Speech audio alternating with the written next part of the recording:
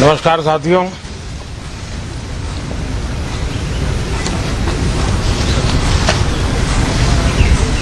ठंड शायद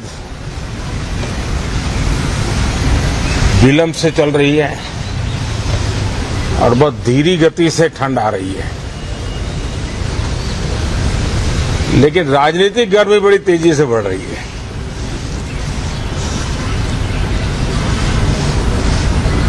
कल ही 4 राज्यों के चुनाव नतीजे आए हैं। बहुत ही उत्साहवर्धक परिणाम है।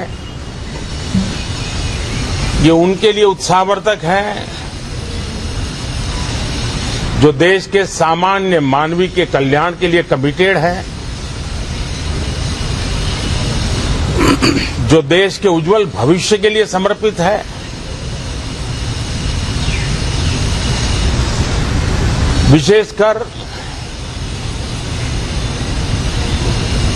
सभी समाजों की, सभी समूहों की, शहर और गांव की महिलाएं,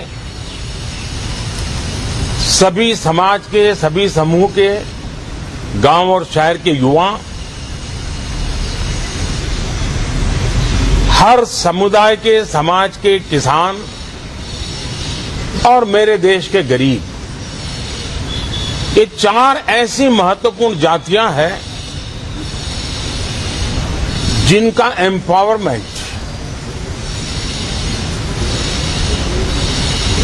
उनके भविष्य को सुनिश्चित करने वाली ठोस योजनाएं और लास्ट माइल डिलीवरी,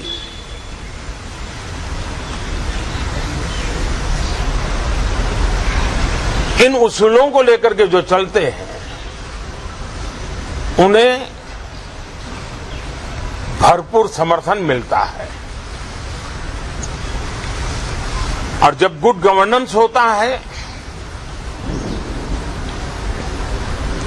पूर्णतया जनहित के लिए समर्पण होता है, तो एंटी इनकम्बेंसी ये शब्द इरेलेवेंट हो जाता है। और हम लगातार ये देख रहे हैं, कोई इसको प्रो इनकम्बेंसी कहे, कोई इसे गुड गवर्नेंस कहे, कोई इसे ट्रांसपेरेंसी कहे, कोई उसे राष्ट्रहित की, जनहित की ठोस योजनाएं कहे, लेकिन ये लगातार अनुभव आ रहा है। और इतने उत्तम जनादेश के बाद आज हम संसद के इस नए मंदिर में मिल रहे हैं। इस संसद भवन के नए परिसर का उद्घाटन हुआ, तब तो एक छोटा सा सत्र था, ऐतिहासिक निर्णय हुआ था, लेकिन इस बार लंबे समय तक इस सदन में कार्य करने का अवसर मिलेगा। नया सदन है, छोटी मोटी अभी भी शायद व्यवस्थाओं में कुछ कमियां महसूस हो सकती हैं। जब लगातार काम चलेगा, सांसदों और विजिटर्स को भी, मीडिया के लोगों को भी ध्यान में आएगा कि इसको जरा अगर ठीक कर लिया जाए तो अच्छा होगा। और मुझे विश्वास है कि आदरणीय उपराष्ट्रपति जी और आदरणीय स्पीकर महोदय के नेतृत्व में उन चीजों की तरफ पूरी तरह निगरानी है। और आपसे भी मैं कहूंगा, कोई चीज ऐसी छोटी मोटी आपके ध्यान में आए तो जरूर आप ध्यान आकर्षित करना, क्योंकि ये चीजें जब बनती हैं तो आवश्यकता के अनुसार बदलाव की भी जरूरत होती है। देश ने नकारात्मकता को नकारा है।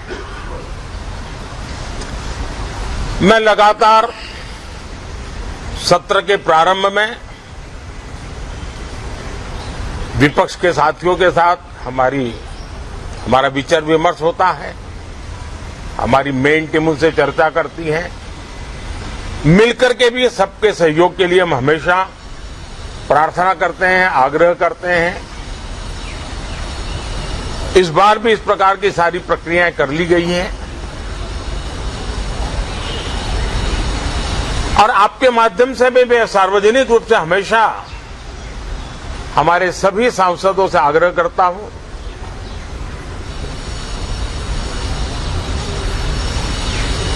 लोकतंत्र का ये मंदिर जन आकांक्षाओं के लिए विकसित भारत की नींव को अधिक मजबूत बनाने के लिए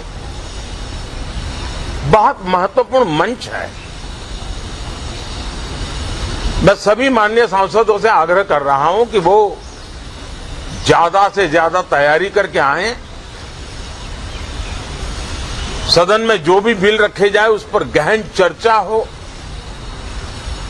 उत्तम से उत्तम सुझाव आए और उन सुझावों के द्वारा, क्योंकि जब एक सांसद सुझाव देता है तो जमीनी अनुभव का उसमें बहुत ही उत्तम तत्व होता है, लेकिन अगर चर्चा ही नहीं होती है तो देश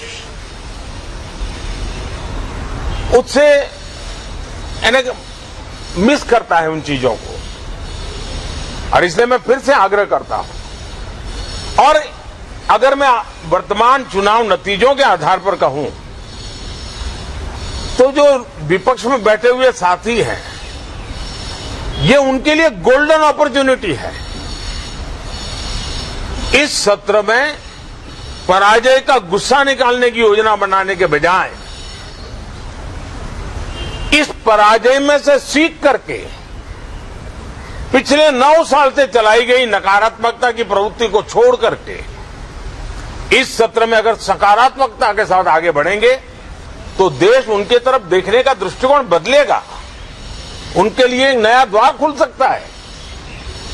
और वो विपक्ष में है तो भी उनको एक अच्छी एडवाइस दे रहा हूं कि आइए सकारात्मक विचार लेकर के आइए। अगर हम 10 कदम चलते तो आप 12 कदम करके फैसला लेकर के आइए। हर किसी का भविष्य उज्जवल है, निराश होने की जरूरत नहीं है, लेकिन कृपा करके बाहर के पराजय का गुस्सा सदन में मत उतारना।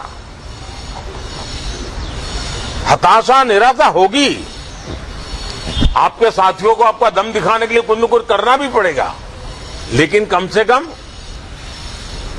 लोकतंत्र के इस मंदिर को वो मंच मत बनाइए। और अभी भी मैं कहता हूं, मैं मेरे लंबे अनुभव के आधार पर कहता हूं कि थोड़ा सा अपना रुख बदलिए, विरोध के लिए विरोध का तरीका छोड़िए, देश हित में सकारात्मक चीजों का साथ दीजिए, अच्छी उसमें जो कमियां हो उसकी डिबेट कीजिए। आप देखिए देश के मन में आज जो ऐसी कुछ बातों पर नफरत पैदा हो रही है, हो सकता है वो मोहब्बत में बदल जाए, तो मौका है, ये मौका जाने मत दीजिए। और इसलिए हर बार मैं करबद्ध प्रार्थना करता रहा हूं कि सदन में सहयोग दीजिए। आज मैं राजनीतिक दृष्टिकोण से भी कहना चाहता हूं कि आपका भी भला इसमें है कि आप देश को सकारात्मकता का संदेश दें, आपकी छवि नफरत की और नकारात्मकता की बने, वो लोकतंत्र के लिए अच्छा नहीं है। लोकतंत्र में विपक्ष भी इतना ही महत्वपूर्ण है, उतना ही मूल्यवान है और उतना ही सामर्थ्यवान भी होना चाहिए। और लोकतंत्र की भलाई के लिए मैं फिर से एक बार अपनी ये भावना को प्रकट करता हूं। 2047